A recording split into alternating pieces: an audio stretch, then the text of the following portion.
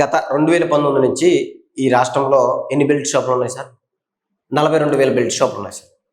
గౌరవ ముఖ్యమంత్రి మా అధినేత జగన్మోహన్ రెడ్డి గారు వచ్చిన తర్వాత 2019 నుంచి ఆ 2019లో 42,000 బెల్ట్ షాపులు ఉంటే అవి తీసేశారు సార్. క్లోజ్ చేసేసి ఈ రాష్ట్రంలో ఏమీ లేకుండా ఒక పారదర్శకంగా, అంటే మండలానికి ఒకటి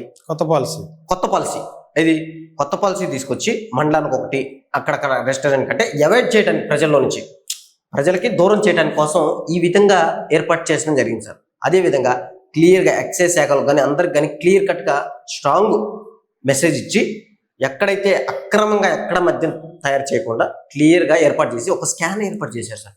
ఆ స్కాన్ ద్వారానే ఆ మద్యం తీసుకోవాలని. అసలు స్కానర్ లేదనేది కదా టీడీపీ ప్రధాన ఆరోపణ. ఎక్కడ కూడా పేమెంట్ స్కానర్ అనేది లేదు. డబ్బులు తీసుకోబట్టి ఇదంతా సొంత కంపెనీలు సొంత బ్రాండ్లు అమ్మారు, దానిలో దోచేసారు అనేది ప్రధాన ఆరోపణ. మీరేమో స్కానర్ల ద్వారా అమ్మకాలు జరిగి మీరు చెప్తారు. టీడీపీ వాళ్ళది మనం చూసాం.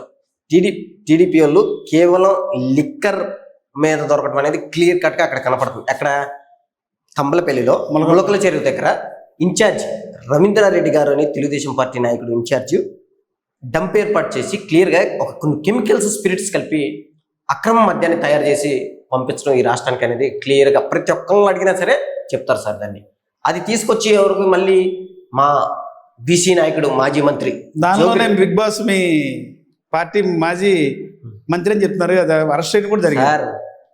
మా జోగి రమేష్ మాజీ మంత్రి గారు ఏం చేశారంటే ఇబ్రహీంపట్నంలో కూడా డంప్యాడ్ చేసి ఏది కెమికల్స్ తయారు స్ప్రిట్ చేస్తారు, ప్రజల ప్రాణాలతో ఆడుకుంటున్నారని ప్రశ్నించడానికి వెళ్ళారు సార్. అక్కడ వెళితే ఏం చేశారు, దాన్ని మీడియా ద్వారా చూపిస్తే ఓహో ఈ జోగి రమేష్ మన నూరుకోడని ఆ జనార్దన్ ద్వారా ఒక వీడియోని క్లిప్, ఏది జనార్దన్ గారికి జోగి రమేష్ గారికి ఏదో లింక్ ఉన్నట్టు ఆ వీడియోని రిలీజ్ చేయడం జరిగింది. అంటే జనార్దన్ సాక్షాత్ చెప్పాడు కదా, జోగి రమేష్ గారు ఏంటంటే ఇలా చేయమన్నాడు, నాకెంత 3 కోట్లు డబ్బులు ఇచ్చాడు, చంద్రబాబు నాయుడు యాడ్ చేయాలని చెప్పి జోగి రమేష్ గారు క్లియర్ గా ప్రెస్ మీట్ లో చెప్పారు. నాకు ఆయనకి సంబంధాలు లేవు, వాట్సాప్ లో మెసేజ్ల వరకే, అవి డంపింగ్ మెసేజ్ చేస్తారు, ఏదైనా చేస్తారు అని.